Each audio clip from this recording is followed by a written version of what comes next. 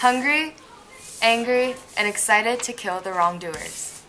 Courageous members of the bourgeoisie took action and severed the heads of the royalty and thousands more to get what they wanted. Vive la France! They cheered while they fought for liberty, equality, and fraternity. This is the French Revolution in plain English. French society was divided into three different estates: the clergy, the nobility, and the peasants.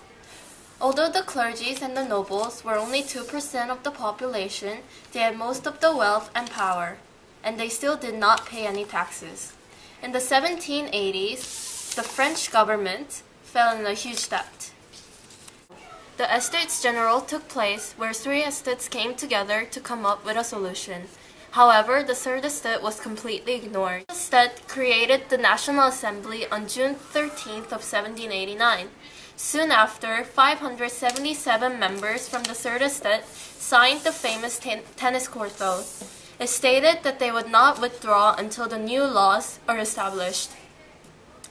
King Louis XVI seemed to agree at first, but he soon gathered his army to defeat the rebellion. July 14, 1789, the Third Estate attacked the Bastille in order to defend themselves from the king's army. They stole the gunpowder, and eventually the mad crowd occupied the Bastilles to be used as their fortress. Soon after the storming of the Bastilles, the National Assembly declared the rights of man. This was a short document written in early August of 1789 that promised basic rights such as freedom of speech, property, and personal security. Though people were happy with it at first, the assembly became divided once Louis XVI had been caught fleeing the country. Jacobins wanted the king completely out of the picture, while others disagreed and wanted to maintain constitutional monarchy.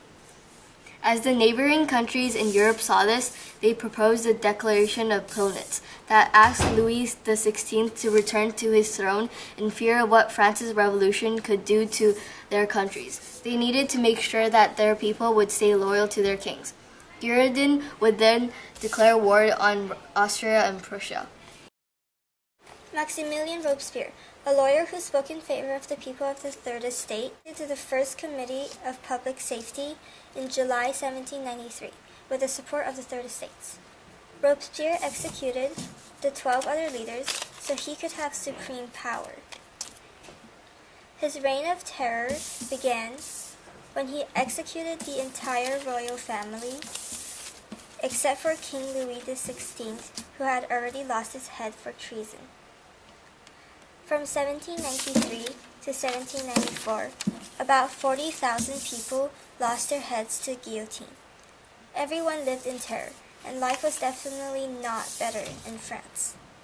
Robespierre lost his popularity even along with most of his loyal supporters, the radical Jacobins, and everyone wanted him gone. So on July 27, 1794, a group of Jacobins arrested Robespierre, and he lost his head to the guillotine the next day. Shortly after Robespierre's death, Napoleon stepped in as Emperor of France, and the revolution came to an end. The French Revolution is a great example of how the powerless citizens came together and overthrew their supreme leader. Although their independent government didn't last for long, the French Revolution is a huge symbol of power of the people.